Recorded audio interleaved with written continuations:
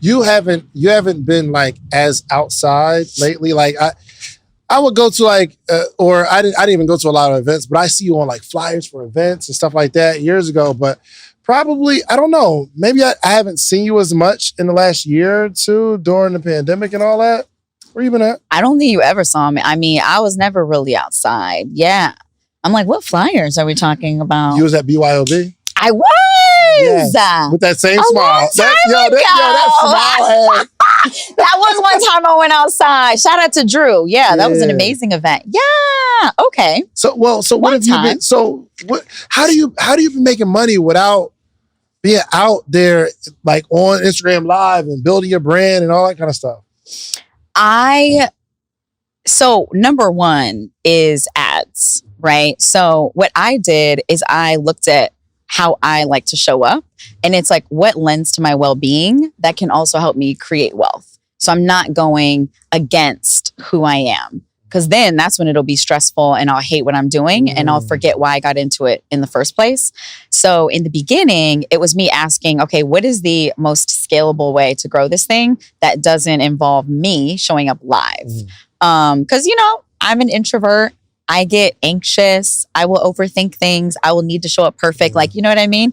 I'm getting better. We getting more in flow. But so that's why in the beginning I said, okay, I'm going to do a weekly webinar. And I did Landmark. I don't know if you've heard of Landmark, but I did a program called Landmark.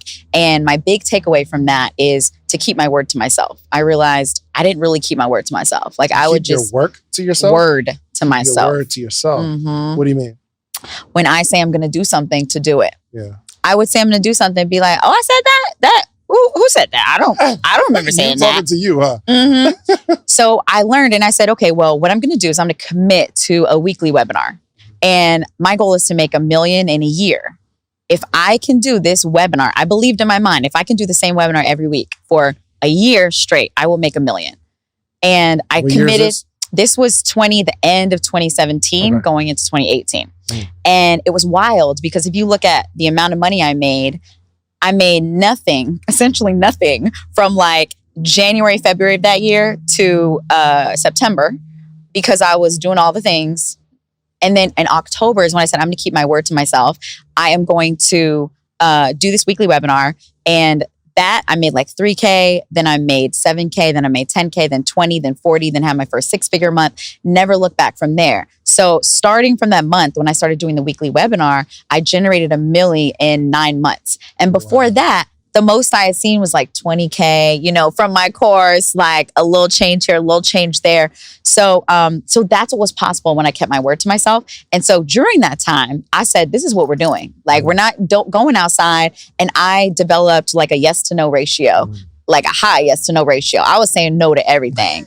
And in fact, to the point where I would have everyone send emails to my support email because I was like, I don't even want to be tempted because I might mess up and say yes. So I was like, I don't even want to see it. So I just kept myself in my living room. So I'd show up for 2 hours a week and I would make my, 40K and then eventually 6 figures on a night. And I just kept doing that. And so ads, I knew were the thing that were measurable and scalable. So I knew I started out spending $20 a day.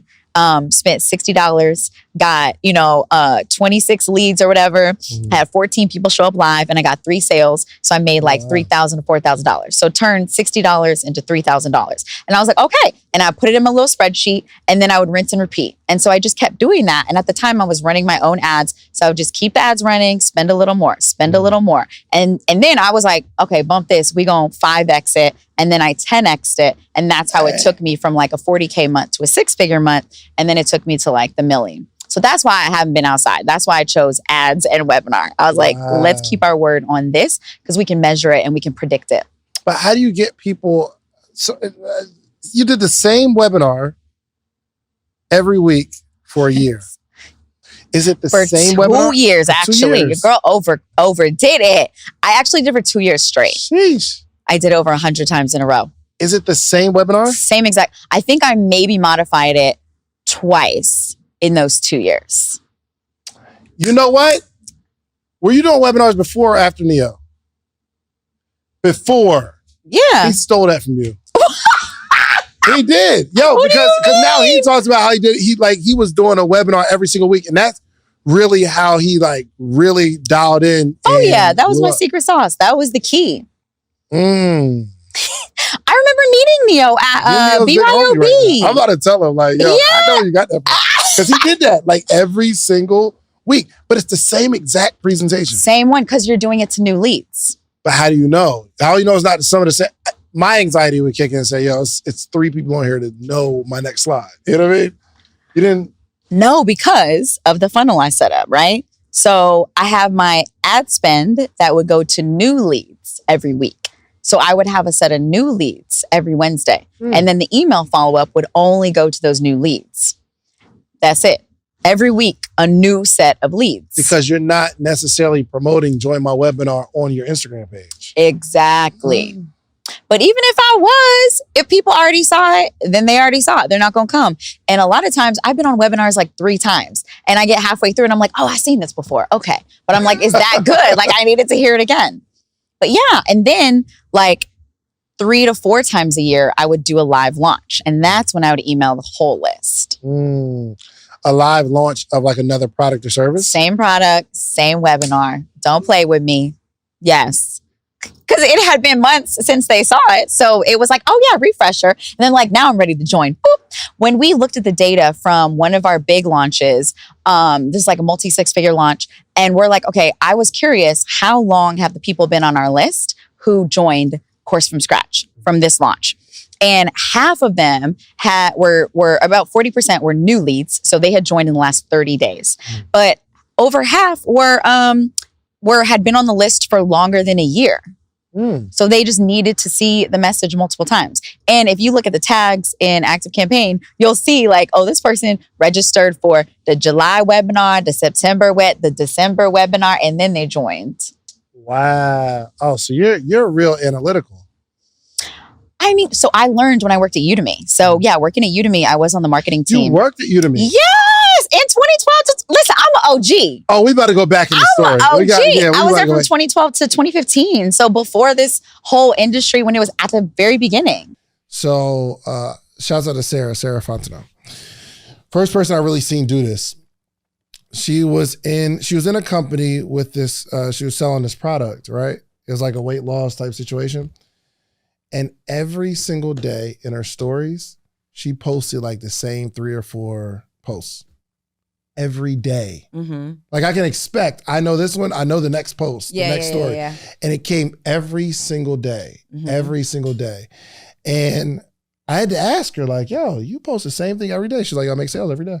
Yeah. Because we be under the assumption that the thing that we posted today, that somebody saw it. Yeah. And a percentage of the people that are following you, a percentage of them actually even get shown your posts. And then it's a smaller percentage of people that actually see it. Like that was actually paying attention or like saw it, right? So I think like pushing something every day consistently, like with the event spaces, bro, you push it every day, all the time. And that helps with the marketing, right? Because one, the people who didn't see it get to see it in another touch point. The people who did see it the first time, let me ask this. How many people bought the morning meetup the very first time you saw it? Yeah. How many people knew about it a year or more before you actually bought it? Ain't that crazy?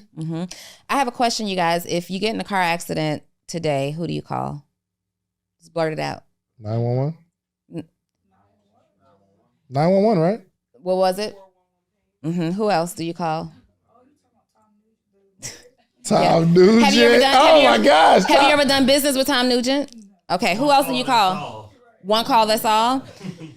We see those billboards every quarter mile, and it looks redundant. Why on earth would they buy this highway full of billboards?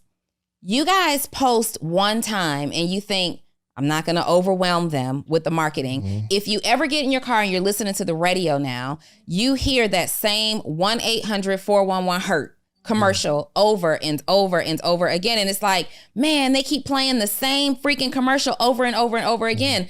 You might not need them this year. You might not need them next year, but you get in an accident and you actually need an attorney. The first attorney that you're thinking of is Tom Nugent.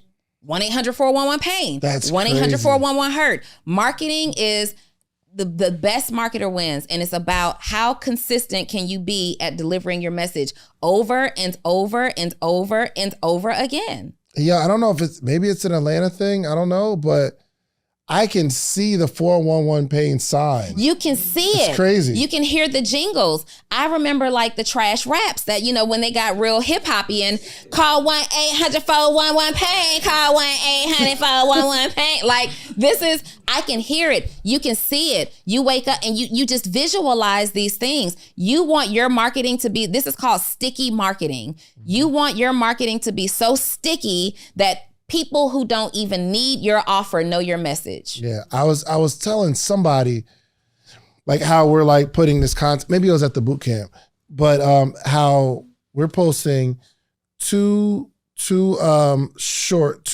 on YouTube every single day, in addition to like our longer form, but 2 for sure every single day. Those 2 are now going on to Facebook, in addition to the 2 that Yanni's posting. So we're really like got 4 posts going to Facebook every single day of this same content. And it was like, yo, you don't think you're going to overwhelm people? And I'm like, you think people only see 4 posts a day, period? I would rather out of the 10,000 you're going to see 4 on Be Mine versus 1 or none or once every week. In our world, we think, oh, we posted it yesterday. Why do we need to post it again? We posted it yesterday. We'll post it again Friday. In our world, we saw 2. In our customers' world, they saw 1 million and didn't even see your 2. Yeah. So like, yo, I was so impressed by that, and I learned it. And that's why literally we post something from the morning meetup every day, like the call in the morning, every single day. I'll take it down, but I post every single day because Sarah, she did the same thing every single day. And I was able to associate her with this company. Mm-hmm. And if I was ever gonna buy a product from the company, who am I gonna buy from? Yeah. The person I seen post something every single day in the store. It was like the same 4 or 5, like back to back. It was crazy. Yeah, and this also applies not just to sell, but to condition. So it's like if you're creating a community and you want people to become really familiar with your community, what you call your community members.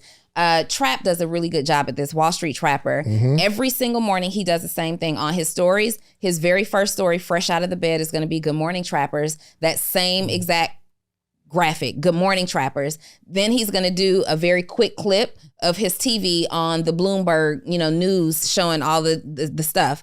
And then he's going to start talking to you every single day. So now people in his community are calling each other trappers. That's what he wants, is conditioning for you to be so sold out for the community that now when you think of yourself in this space, you're a trapper. Facts.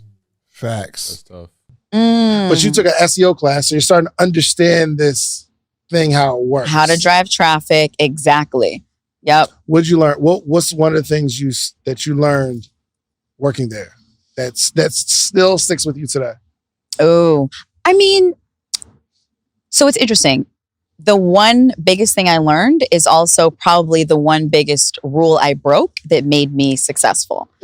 So the one biggest rule was definitely optimizing for keywords, thinking very specifically about your audience and what they're typing in, as opposed to you saying, oh, these are my like fancy words to describe my business.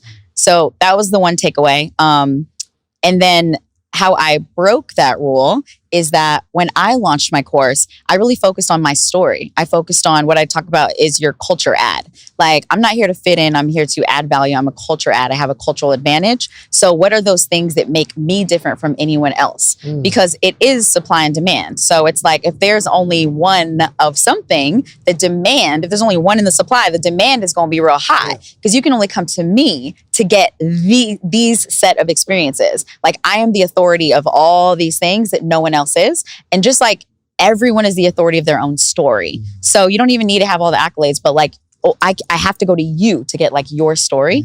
So I would say that's the one rule that I broke that made me successful was using my uniqueness as opposed to playing to what is everyone searching for. That's like, okay, that's the first level. But in order to stand out from everyone else and to have that exponential growth that I had and be that first mover, it's to create your own lane by tapping into like, what is my specific story? How that translates like tangibly could be everything from my webinar title. You know, how in the early days, I did really well on Instagram. That was my first kind of claim to fame. So grew my following to 20,000 followers in a year. Which and then is huge. 20,000 used to be impossible to, getting over 1,000 used to be, oh my gosh. Yes, that's Man. true. And then I started making 25K per month from Instagram organically. So I wasn't running ads regularly. So What then year? This was 2017. Yes, 2017. Right. So so then what that looks like, right, is now taking my experience and turning that into a webinar title. So instead of like how to launch your course, I said how I make $25,000 per month from my Instagram, from my online course, like without doing it for the gram 24/7. Cause even back then, that's what my claim, like I was like, I'm not doing the most for this platform and I'm still making this. How? I'll tell you on the webinar. So so I would say leaning into the uniqueness was kind of like the breaking the rule that made it successful. Are you on YouTube heavy? No. No? The only videos I have on YouTube are videos we run as ads. You're the ad queen. But I'm going to ask you, just from your perspective. So I went to this class, not a class, it was a conference on like growing with video. And I realized that my thumbnails are too small. And I need to make a bunch of tweaks. Okay. But that's kind of me playing into the algorithm or the SEO on YouTube. Do you not advise that? Oh, yeah. So I do believe in best practices and I believe in our instincts. So if you have a marketer's... Dang, that just sat in my spirit. You said best practices and instincts. Yes. Dang, that's good. And sometimes you have an instinct about something that isn't necessarily the best practice, but you just feel something. And I guess at that point determines kind of like how successful you'll be, especially if you've done enough research. Okay, so just talk to me about what I'm trying to talk to you about right now. Yeah. Oh. Because it's mad stuff going on through my head and I'm trying to figure it out. And I'm actually looking for coaching right now. I love it. All right, so I'm supposed to ask you a clarifying question and all that, right? So I mean, in that case with the thumbnails, what I would say is, first of all, what are the results you're getting? Because it's one thing for someone to tell you, here's a best practice, your thumbnails are too small.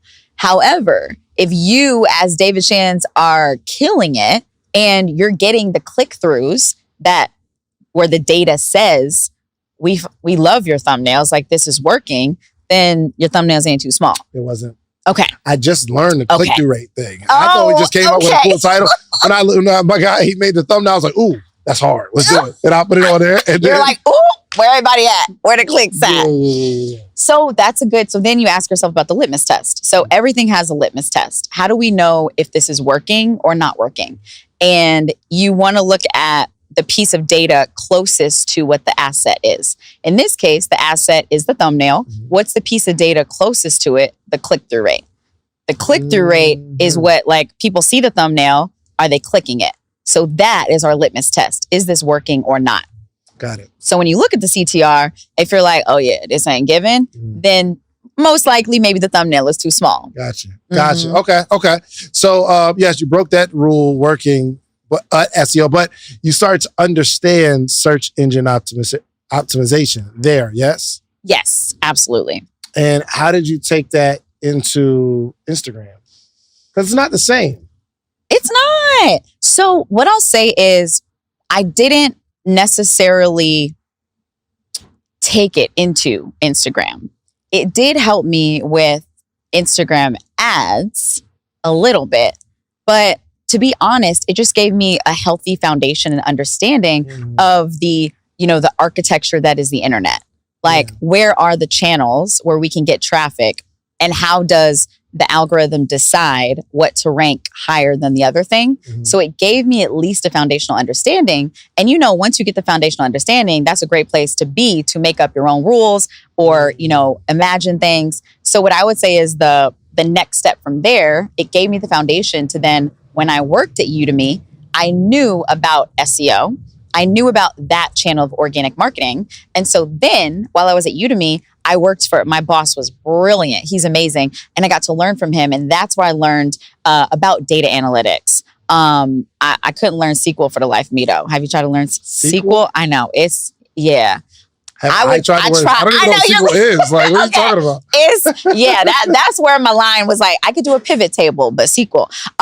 But yeah, so that's where I learned to like track the data because I was responsible for coaching. I essentially did what I do now. Like I would coach individuals who were launching their courses and I would help them determine how should you brand it? How are you going to grow your audience? What should you title your course? What should you price it at? And how do you get a 10K launch? Even if you don't have an audience. So because I had like the foundational knowledge, I could help advise them on these are keywords you should include in your course title so you can rank on Udemy's platform, right? Because Udemy is like an Amazon. It's a big old search engine for online courses. Oh, wow. So I could use that SEO knowledge to advise them, use these keywords because you'll rank higher, and though add your specific twist. What is your culture add? What are those few things that one, result that you're going to add to make yourself stand out? So I was able to better advise them when I was there because of that. Do we have any more sauce on sales? We got plenty of sauce. Oh, the other thing that I will say is it's two parts. Know your product in and out and know your competitors' products. Know your product in and out. And know your competitors' products. Yeah, because people are always going to compare your offer to something else, and you have to know how to shut that down right away. Yep. Yeah, one of the statements that I hear all the time is, "I'm not worried about what my competitors are doing. That don't matter." Yes, it does. Yes, it absolutely does. Even if it's just to understand your point of difference, right? You have to know your product in and out. It is a huge pet peeve when I am on a call or in a store and I am asking about the features of a product or the benefits of the service, or do you think this is a good fit? And you can't answer me. It's like, I'm not really sure, but I could get somebody to help you. Why are you selling to me then if you're not sure about the product that you're talking to me about? Don't talk to me half-knowledged about a product. And then don't do it. Don't talk to me half-knowledged about a product. And if I say to you, if I am buying these jeans from you and there's a store right next door that also sells jeans and I'm like, I was looking at the jeans that they have right in the window. How are yours different? Do you think yours hold up better? And you don't know about the person right next door? I don't want to buy from you. Now, because now I have to do the work of now you're sending me to them, right? You're sending me to this person, and what's going to happen is your offer may be better, but because they know more about you than you knew about them, they're going to be able to explain to me their point of difference, and I'm buying because they seem more knowledgeable. Yeah, I was at this podcast conference, and a lady with StreamYard. So StreamYard is a streaming service where you can kind of stream on YouTube and like these different avenues, Facebook, all at the same time, and like do live webinars and virtual podcasting. And I use Ecamm. And the lady, I was like, man, I've been trying to figure out the difference between StreamYard and Ecamm. I'm like, kind of tell me. So she's like, all right, well, StreamYard does this, Ecamm does it. She knows it, right? And I said, well, what do you have over Ecamm? And she starts telling me. And I asked the next question. I said, well, what would Ecamm say that they have over you? And she starts to tell me. It's like, yo, and then this is what took the cake. She said, honestly, I have both. She was like, I use StreamYard and Ecamm. And like, obviously there's some flaws on Ecamm, but she's like, I got to use it so that I know and I have a user experience. She's like, yo, you can be successful with both. Got to be your customer. But I'm going to give you these things that StreamYard does great. Yeah. And I'm like, yo, I want to use StreamYard now. Because one, you didn't bash the other company, but you knew it in and out. You actually use it. Yes. But you're like, yo, I use both, and this is why I work with StreamYard. Yes. I said, yo, that was crazy. That's another point. So as a follow-up to knowing your product and knowing your competitor's product, when you have to talk about your competitor's product, don't ever bash your competitors. Absolutely. I will not work with people who bash their competitors because you're too thirsty for the sale. You don't have to dim their light for yours to shine. I just asked you about the difference. I didn't ask you for the drama. I just want to know the differences, not what they're doing so wrong and blah, blah, blah. Highlight your offer and say, well, they could probably improve here. This is what we do. And when people feel like you're giving them an authentic, honest answer, they're going to choose you every single time. I think I bashed some of my podcast conference competitors. I for sure did. Just to touch base on that. I apologize, guys. Just to I did. You definitely said all these other conferences are trash. I did. You said that? Yeah. Yeah. I can't be on this podcast. In the podcast, in the podcast space, there's blood? I had it wrong. I was doing sales moving wrong. like this? That's how I was moving. He was trying to create hype. That's crazy. And he was being a hater. You try to stir the pot. Yo, first off, let me be transparent. Y'all don't gotta like double down on my issues. But go ahead, what are you saying? Some of the biggest advances I've made in my business were from watching other people's products. Being a customer of one of the biggest things I always tell people in my program is that when I started out, the first thing I did was I mystery shopped every other space in my area. First thing I did, because I was just like, look, first of all, I didn't have a mentor. Nobody was teaching it. So I'm just like, yo, I need to know what other people are doing right and other people are doing wrong so I can come into the marketplace and sell my stuff accordingly. I mystery shopped every other business in a 7-mile radius. How much you charge? What do you provide? How many customers? I want to know how booked you are. I'm looking at your reviews on Google so I can come in and be like, all right, cool. The most booked spaces in this area, they're charging this. They're providing that. They have this type of level of customer service. They pick up the phone. Yeah. Their website is optimized like this. Their Instagram bio looks like that. And from that point on, we were able to scale our business simply by looking at other competitors. Even with my digital stuff now, I'm buying other people's products. Absolutely. I want to know what your onboarding looks like. I want to know what your customer service looks like. I want to know how your product is laid out. I want to know how fast it takes. I want to know if you even communicate with me after I buy your product. Brian, did you work in corporate? Like 6 months. First of all, I don't want y'all to miss what he just talked about. I work with clients all the time, or I get students, in fact, and part of my training program is to mystery shop, right? And I don't call it mystery shop. I just tell them to shop their competitors, do market research. And people really feel like it's highly unethical to do that. I don't want to, go in there and pretend like I'm blah, blah, blah, blah, blah, just to figure out what they're doing. It makes me feel away. You're probably one of those people. I used to work in property management, leasing apartments. And one of our weekly roles was to go and shop our competitors, or maybe it was monthly, but we would have to go and shop our competitors. And what that meant, because we're talking industry language, what that meant is if I work at A property, I need to go to B property, act like I'm looking for an apartment, right? I'll take off my uniform. I'll go in there and I'll act like I'm looking for an apartment. Act like it's just so unethical. Because that's what marketers that's the name do. of the game. This is what you have to do. You go in, Marketing. you act like you're acting like this is the information we're taking back to our marketing team. So we're acting like we're looking for this apartment. I am paying attention to what does your office smell like? What does the leasing office smell like? Do they have cookies? Do they have coffee? Do they have lemonade? We don't offer any of those things. That might be a deal breaker. Let's get the cookies, coffee, and lemonade. I am looking at the journey. How do I get from the leasing office to the apartment? Are they taking us on a golf cart, or are we walking all the way through the buildings? Are they avoiding the dirty breezeways, or do they have a yellow brick road path that they take us by that they know is always clean? When we walk in, are they showing us fully done models, or are we having to use our imagination here with the furniture? All those things matter, because if their presentation of their product is better, we need to do something with our presentation. That information goes back to the to the marketing team, so sales can perform at a higher level. Brian, I'm interested in what you would tell somebody who says, I get it. I get that Pepsi probably sent somebody on their marketing team, or they sent before I get there, I don't know if they do it anymore. I'm sure they do. In what's that website? Not Backpage. The other one where there's all kinds of listings. Wait, what are you thinking about? Craigslist. Yeah. Craigslist. Because Backpage was one too, but it was for something different. What kind of listings? Craigslist. Okay. You ever you know something about it. Never. You know something about it. I heard about Backpage. I don't know anything about it. But Craigslist. I'm too young. You're too young for this. Craigslist used to be like the spot. If you needed to hustle up some money, we knew how to go through some Craigslist listings. And there are these mystery shopper positions where you could go into like restaurants and dine at these restaurants or into stores, and people send them into hotels. And companies, you do that?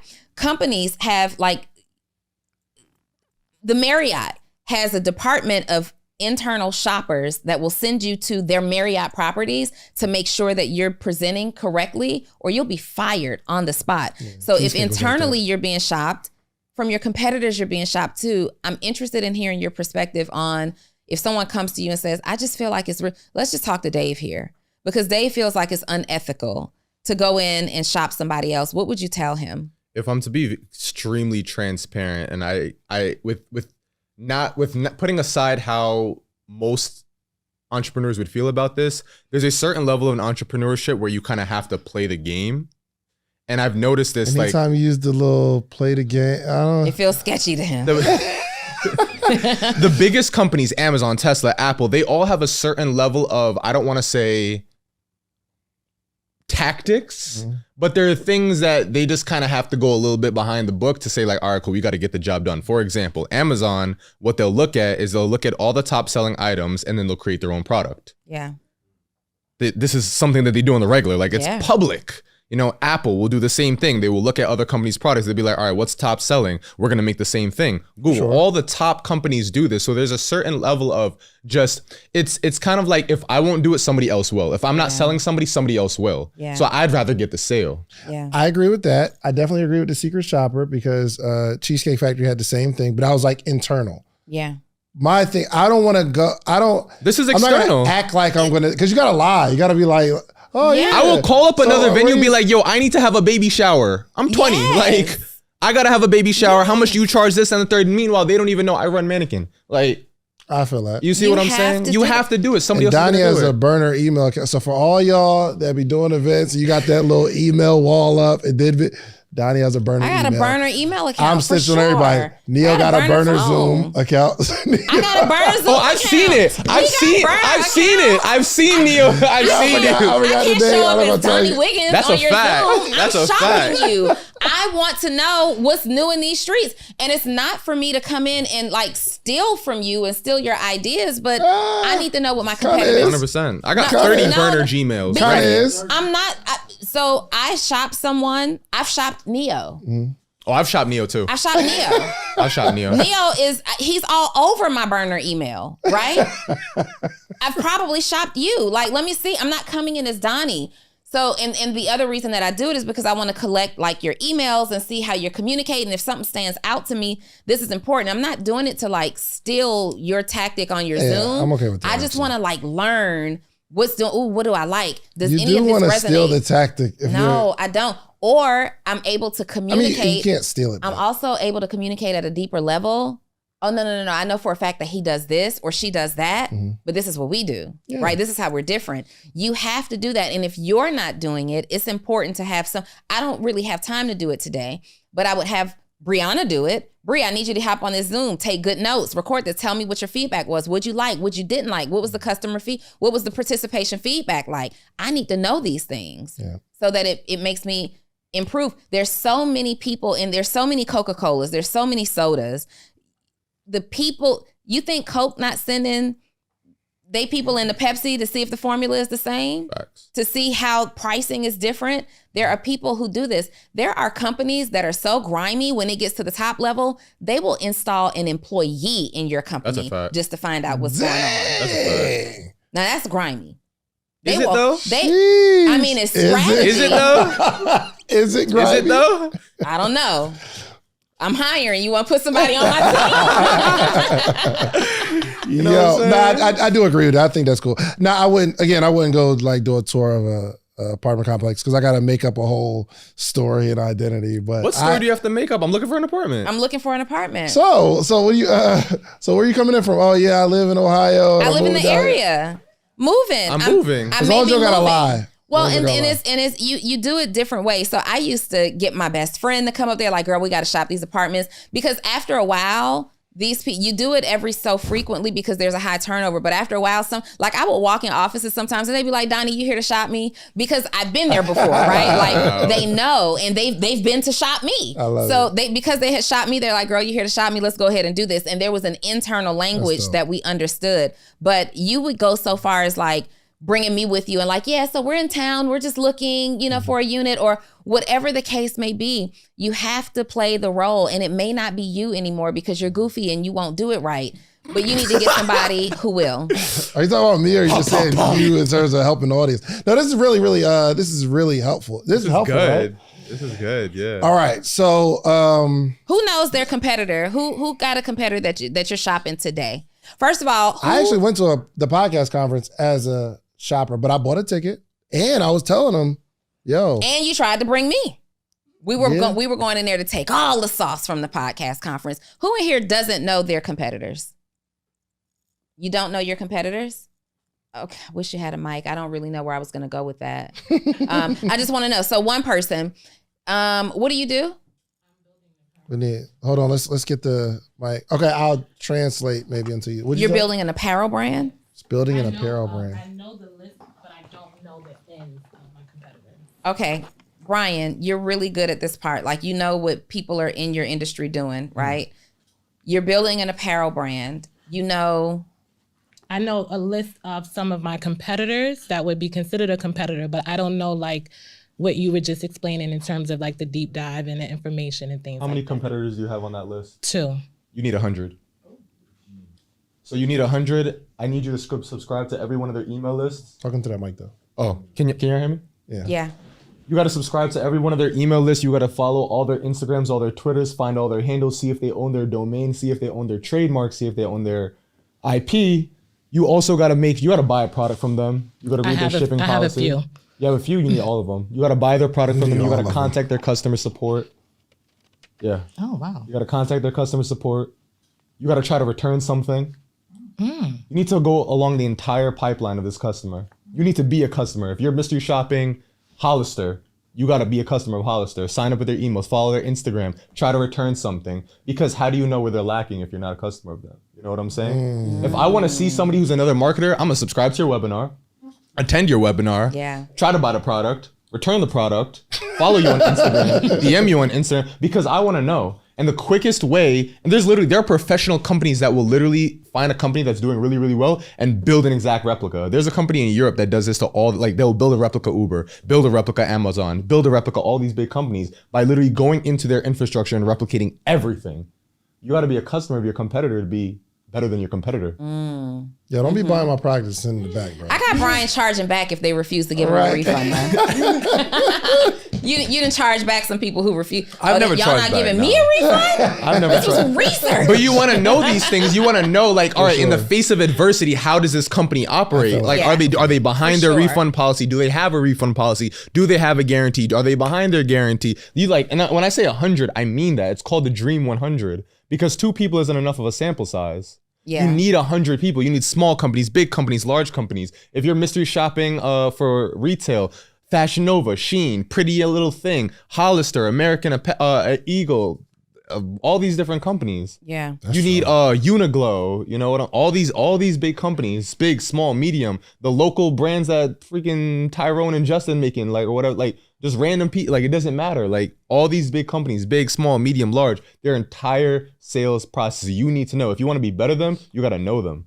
Brian in his bag today. Yeah, in his bag. He in his bag today. First off, so what was the first course that you dropped? Well, the second course now, I'd imagine, that you dropped that it's just you. Course from scratch. Course from scratch. That's the one you sell today. Yeah. So it was press play in 2012. And then it was the internal Udemy course, the internal course at the other beauty startup, and then course from scratch. What year is this? 2016. 2016. So what is that? What was that about? What was that course about? Course from scratch? Yeah, what is it? Yeah, so it helps people create and launch their online course. So more specifically, it helps you uncover your story and turn that into a teachable framework, and then helping you find who can benefit most from what you know, and then helping you find your first 5 to 10 customers. And we help you launch what we call your MVC, your minimum viable course. So it's a live version of your course. So you're not locking yourself in the cave trying to like record the videos and upload it and edit and all the, nope, teach it live, get your first butts in seats, and then go from there.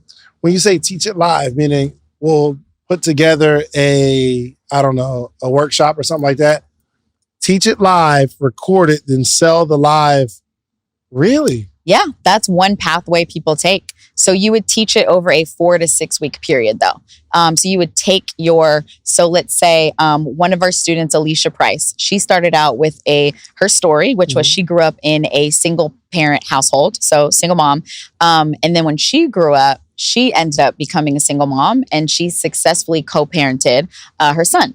And so she's like, I'm really good at this co-parenting thing. And in her professional job, she did mediation. So she's like, I'm really good at this. And so she knew other moms were struggling with this. And so she created her course on co-parenting. So she turned her story into this framework, made like $13K from her first launch, but taught it live. So it was Hold on. So there's a course, Ramsey. So she taught a course on co-parenting. Yes. You would teach a course on anything. It made $13,000. Yes. And that was just the first time that she launched it. What you tell her? How you do that? Like, where do you find the co-parents? Like, and then you got to find the people who want to admit that they're having a problem co-parenting. Like, yes. And if you're going to put together like this workshop for 6 weeks, where you find the people to come for 6 weeks? Yeah. So for her, she found them in a couple places. One is organizations. So she actually, part of that 13K, 7K came from a nonprofit organization that worked with single moms. So she plugged in there. So she went on LinkedIn, she went, looked around and found these nonprofit organizations. And one in particular hired her to work with their single moms. Wow. Because they had the funding for it. And then the other places are like Facebook groups. There are so many Facebook groups for all these different communities, including single moms, co-parenting, parenting tip groups. So people are raising their hand like, I need help. I want parenting tips. So yeah, those are the places she found them. And this is stuff you teach people, like how to get creative. Absolutely. Especially, because you don't need a large file. You didn't even say nothing about posting on the gram. Exactly. You didn't say nothing about going live on the gram. Yeah. Unbelievable. Let me ask this in terms of the influencer marketing strategy. You teach that often, right? For sure. How would that work for somebody that maybe doesn't even have as much traction as I got going on, or somebody that they got an idea? Is influencer marketing good for a new business owner? Yes. Influencer marketing is good for any business owner. No matter what you're selling. Marketing is good for anybody, right? First of all, when you think of branding, let's start with that. Yeah. You have to have amazing branding because branding is a lifetime. Yeah. When we think of the Nike logo, the girl sued them, she made like $20,000 from that logo. That is a lifetime branding tool, right? Yeah. So your branding gotta be aesthetically pleasing to attract the influencer. If I had an amazing brand, if you walk into the bakery, you walked into the bakery, right? Yeah. The branding on that is so amazing that you would bring anybody for free. For sure. You would be like, oh, Beyonce, you're in town? I got to take you to the bakery, right? I wouldn't have to pay you to do that. But what if I had a little rundown, shabby co-working space with gray walls and tables, and I'm like, dang, bring Beyonce to the bakery. You like, Now you're scared because your integrity is based on my branding. Yeah. The fact that if I tell Beyonce to come to the bakery and it's shabby, she gonna think I'm crazy. Yeah. Right? And that's most of the time why influencers don't want to share your business to their audience, because now their integrity is questioned because why are you sharing this? You got paid for this. Yeah. Right? That's right. So when you build the branding up to look so pristine, and whether you have followers or not, if I go to a website and it's beautiful, works well, everything is right, there's plenty of things that you've bought from a beautiful website and had no followers. Yeah. Right? Yeah, for sure. And there's plenty of things that were highly marketed, and when you got to the website, you were like, something is off. Yeah. even people's ads around their courses. You see all the ads, and when you get to the landing page, you're like, something is off, right? Yeah. So that's where branding and marketing mix. So the first thing before you work with influencers is to really review your brand. Create a focus group with 5 people, 10 people, and say, would you buy from me? Yeah. What does my Instagram profile need to look like for you to buy from me? What does my website need to look like for you to buy from me, right? Once you have that, then you say, now, tell me 5 people, now that my branding is where it needs to be, tell me 5 influencers that you can see wearing my brand. They're going to be like, oh my God, you got a lipstick line? This person always wear lipstick and they never shout it out. This would be a great influencer for you, right? So now that your branding is stable and great. You taking notes, Johnny? Taking notes? All right. Now that your branding is amazing, you go to that influencer and you say, hey, listen, I noticed that you always wear red lipstick. And I know I'm a small business, but I have the capacity to ship hundreds of thousands of units. I just need the awareness. I would love to go 50-50 with you on a lipstick shade, and you promote it and market it to your audience, and bring them back to my website, and I'll give you 50% of the proceeds. You don't need to ship anything. You don't need to handle any customer service. With the right branding, that influencer is going to be like, bet. So, because they're already missing out on Monday. Yeah. They're already wearing the red MAC lipstick. Yeah. If they could partner with you that already has great branding, if you think of Chick-fil-A, even without the name, without the aesthetic, without the branding, think of the first Chick-fil-A, right? The branding is still the Chick-fil-A that we see today. For sure. So it was that branding that commands people to walk into your building or walk into order on your website. Yeah. The moment when they like, this is Canva.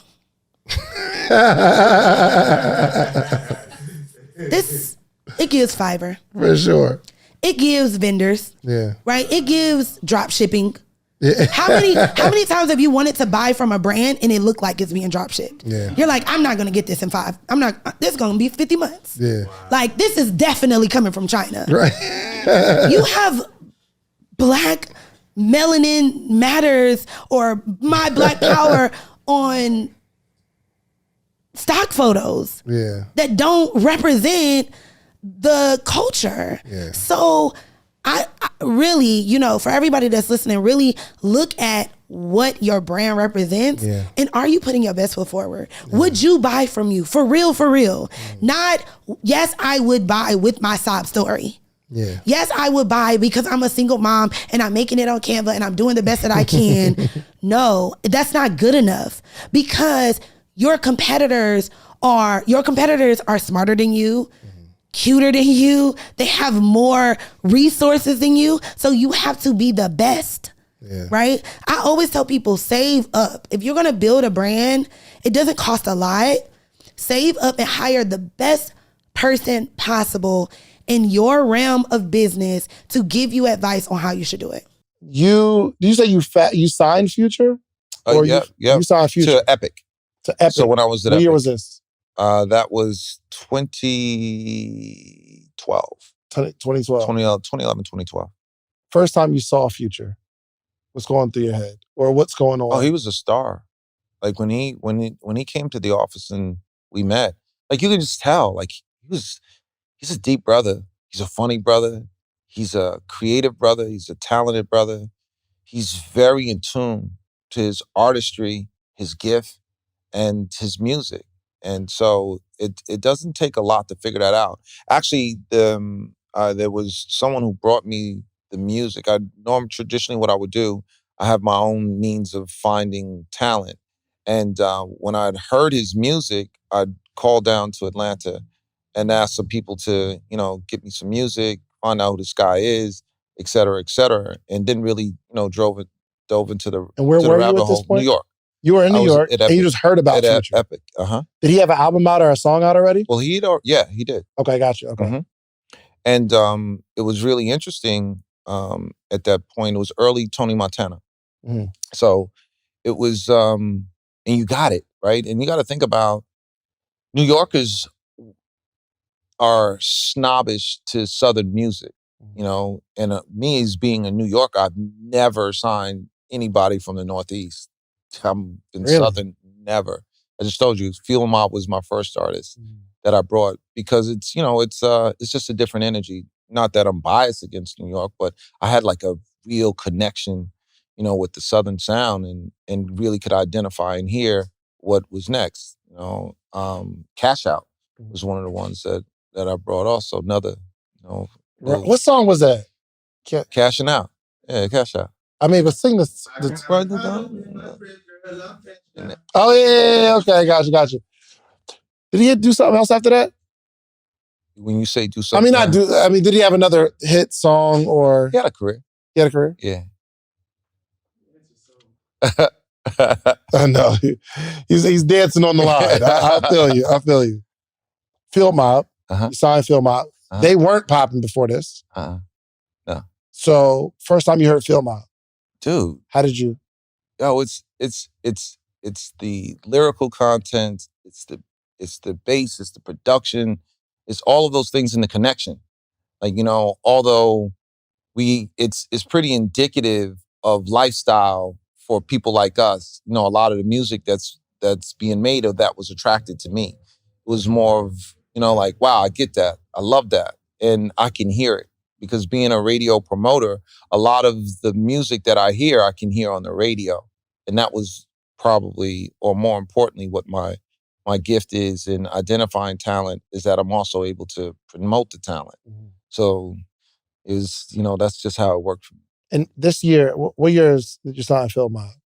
Oh man, that goes, see, you're trying to date me again. Nah, I'm trying to get a timeline of the story. Okay, so that's decades ago. So let me see. Feel Mob was in the 90s.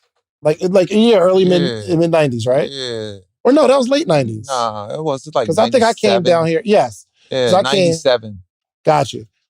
At this point, 97. This isn't, I'm going to build a social media following and then you're going to sign me because I have this following, which happens now. Like you have, it's just not going to be a talent. So now when you hear, okay, if you want to go, so what you're doing is going to reverse on how you break music is, I guess, the question that you're asking me.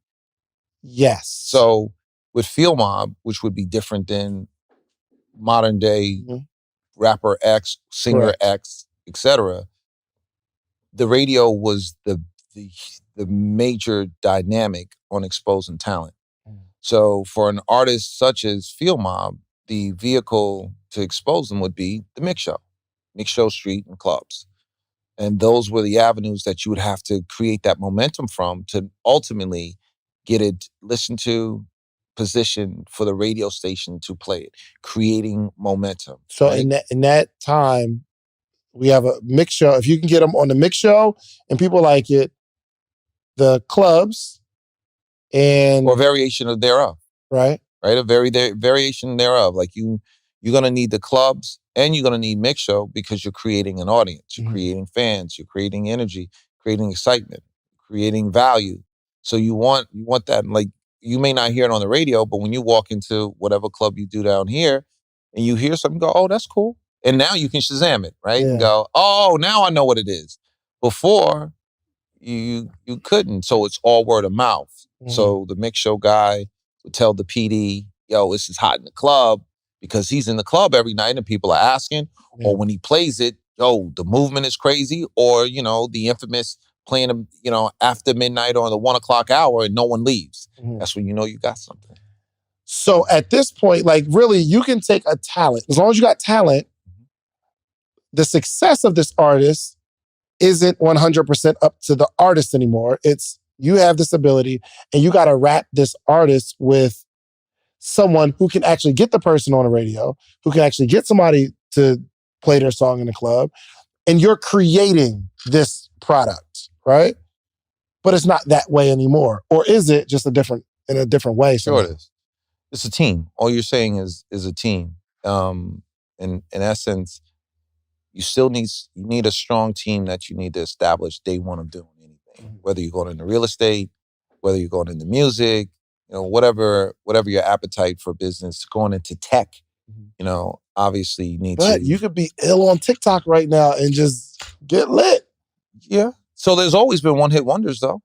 Like that hasn't changed. You can go to TikTok and go viral and never hear from you again, which is no different than when it was just basic, everybody bought the single and never heard of them again. I feel that. Right? So it's just indicative of the time. Different technology just puts you in a different place. Right. But what we're talking, when I was stating in the beginning about the artists who have transcended, time, space, and periods, are real artists. So there's a difference between having commercial value, right, and being a true artist. Gotcha. Like you can have success and never hear about it again, right? Just one record. For sure. Whatever happened to them. So you hear Phil Mob, you're like, yo, this is really, really dope music. And now you get to work, your brain start marketing. How do I take this amazing product and give it to the world? What was the big break? Was there a point or something that happened that propelled them to, okay, now they're on? You read the tea leaves. Obviously, what's important is back then credibility was getting the home market. And if you can't make it in your home market, then it would be very difficult for you to make it outside. It's difficult if you're a New York rapper and you can't get played in New York. People in DC don't really care, right? So, success was regional first, and that was the way a lot of the determining factors of the tea leaves were being read. Now it's global, right? You can break anywhere. And ultimately, you can feed your fans if they're on the other side of the world or if they're in Dothan. Gotcha. Right? So now you can see how you're going to maneuver and craft your marketing and planning and how you're going to spend your resources. Gotcha. So you're in the same space of signing artists and I guess helping shape their career. How has the times changed in your role in terms of what you have to do to assist an artist on kind of getting to that superstar status? So I'm independent now. I have my own company called Diverse Media, and I have an artist that's signed to me from Jackson, Mississippi. Her name is Paris Gatlin. And what we do is traditionally what a label does. So I'm doing more of everything now in this capacity than having the support of departments inside of an organized corporate mainstream company. But the functions are still all the same. So as you know, in here you're producing an amazing podcast, but obviously if you were in a different environment, you would just walk in. Right? So it's no different. Gotcha. So, and you started your own label from what label? I started my own label 3 years ago. And where were you at before then? Rock Nation Music. So you was at Rock Nation Music. How did that opportunity come about? It was the next step from me from Epic. So as I was bringing you through, I went from MCA, left there, went to Def Jam, spent 7 years there, which we had an amazing run of talent that came through. DJ Khaled came through. Young Jeezy came through. Rick Ross came through. Dang. Rihanna came through. Through Epic? Neo came through. Def Jam. Def Jam. Yeah, got you. Fab Dang. came through. And what'd you do for Def Jam? What was your role? I was the Senior Vice President of Promotions. Senior Vice President of Promotions. So it was on you to promote the... Correct. A radio hits, man. A radio hits guy. That's what I did. And then from there left and went to Epic and got the opportunity to be on the other side of the business with the Executive Vice President role of now getting a true peek on the other side. Most times we don't get to see how the bones are really curated and, how the business is actually moving. So that was a great opportunity. So Executive Vice President of Rock Nation.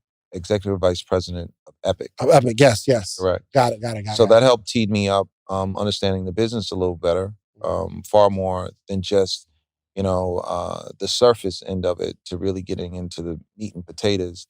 And then that's when the opportunity to go to Rock Nation presented itself, and it was a great opportunity to do something I'd never done before. We started a distribution arm of the company called EQ Distribution, and it gave artists an opportunity to maintain their masters, but also get an opportunity to stream up into the parent company if if so be it, gave it up. Gotcha. It worked. I got an idea for you. Okay, so I got a friend. Uh-huh. And I got a friend. It's like he shot a movie. It's very popular. Oh, cool. Well, not a movie, a series. Okay. Why am I getting nervous about what you about? No. The way No, because we have this argument. Okay, so he's really popular. Okay. Really popular. You said that about 10 times. He's really popular. Nah, like subscribers are crazy. Okay. And he shot this, like people are really tuned into his content. And he shot a series, like a 10 episode series. And he's gonna sell each episode for $1. Oh. I want to get your perspective on that. I told him sell it for more. What kind of series is this? Like, is it like reality TV? No, it's like sketch comedy.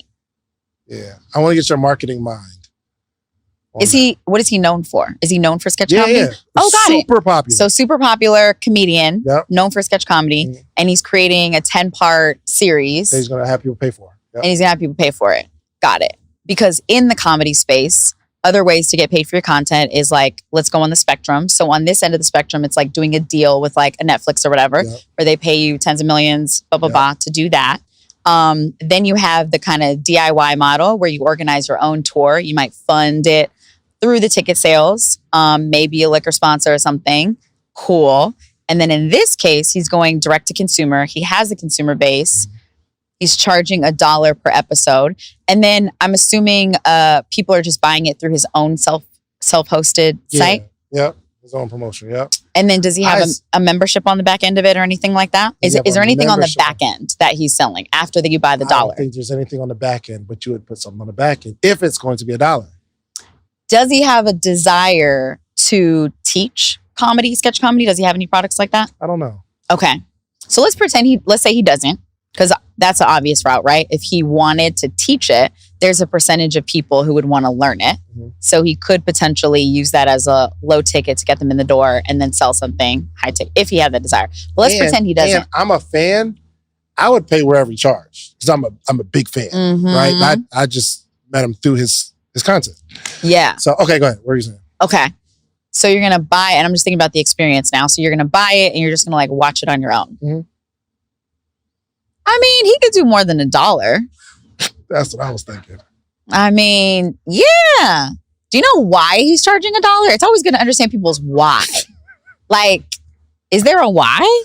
I'm like, is there a master plan or is there like what's the psychology? Like, is he here right now? No. Is he here right now? Right. Is he wearing a shirt that says yeah? No, he's not. No, he's not. Have you seen it before? No, but so he loves the craft. He loves the craft and just like he has a good fan base and, put a lot into it. And I mean, my perspective was people just don't value $1 because there's so many. I don't even think you get a burger anymore for $1. It's like $1 something. It's a change for McDonald's, right? But it's like I would pay $5 each. Like it's just because I check his page to see if like he has a new sketch out all the time. So I just want to get your. So he can charge whatever he wants, and people will buy it. Like it's essentially like the Nipsey album. It's like if he wanted to charge $100 per episode, and that was the positioning, people would buy it. Talk to me about positioning. If he saw this is my, not necessarily Mona Lisa, but perhaps this is my Kehinde Wiley, intro to the market. Like this is my premium stuff. This is my masterpiece, right? The first masterpiece I'm releasing. It's just the beginning of my masterpiece, my vision for my masterpieces. And this ain't for everybody. Like this is for the true ones. This is for people who appreciate comedy, who get it. And it's going to be, $100 per episode. That starts like people are going to talk about that, first of all. And then people are going to start asking, wait, why is it $100? Are you going to get haters? Of course. Yep. Of course. Is it going to get to you? If there's a part of you that believes whatever they're saying, then yes. But if you wholeheartedly are like, bro, this is not for you. If it ain't for you, like, this is my masterpiece and I'm going to put it out and I'm going to put a price on it. And maybe, so what I would think about in that case is, and I'm thinking about this because I'm actually working on an NFT collection. And so with that collection, I'm thinking about who do I want my collector to be? And it's more than just the art. So in this case, it's not just the art. So in my case, it's not just the NFT. It's not just the art. It's about who this collector community is that you will now be a part of. There are only going to be 3,000 pieces. So potentially 1,000 collectors, because they might get 3 a piece. 1,000 collectors for my Genesis collection. And we're going to do a Since 3000 collector session in person. Like, you can only come if you're a collector. So for that collection, that's not going to be $5. You know what I mean? Because of the way you're positioning the product. Because it's one thing to say, okay, y'all, here's the product, this is the price. But if you have a product attached with a story, it becomes whatever value that story resonates with somebody in their heart. Yes. That is good. And the other piece here, like with my collection, it is also because it's what's important to me. So what's important to me here is community. So I'm putting it there because I value that. Like, I want to be, we talked about how I don't get outside. So this is a way to bring outside to me. Yeah. So I'm a marketer. So I put things out to attract people who are vibrating where I am. I want to hang out with y'all. So let me put this collection out that's all about embodying our past, present, and future selves now. It's Since 3000. And here's the investment to become a collector in our Genesis collection. And we're going to do an in-person session where you get access to all the other folks in the collection. So same here. And guess what? I value this collection because it's going to be by a Black woman designer who's amazing. It's going to be an avatar collection. It's going to look like us. It's going to be the first in the market to be like that. Like, but guess what? It's more than a story. It's what it means to me. For sure. Like, it's how deep it is for me. Like, this is truly a masterpiece for the next phase of my life. So is that $1 that he wants to charge per episode, is that a reflection of how he feels about this thing that he's creating? Is it commensurate with how important it is to his life? Or maybe what's important is the reach. Maybe it's important for him to get 100,000 people to buy each episode for $1. Maybe that's what's important to him, and that's why he's pricing it at $1. But if that's where the importance lies for him, he wants to position it that way. He wants to tell that story and say, the why. It's $1 because what's important to me is having 100,000 people be able to watch this. And guess what? We're going to have a watch party on Friday the 13th at 8 p.m. And we're going to tune in here, and I'm going to be on YouTube Live doing live commentary on my own stuff. And you can tune in, but only if you've bought it. Because that's what's important to me. I just learned a lot in terms of positioning a product. Like, I've heard people say it, but I've never had anyone like really explain how to position something so that in the mind of the viewer, it means more than just the exchange of this for that, this for this amount of money. Yes. That's what we put out. Like, we'll list out all the values. This thing does this, this, this, and this. Give me $20 versus what it means. Yes. So that's transactional versus the transformation.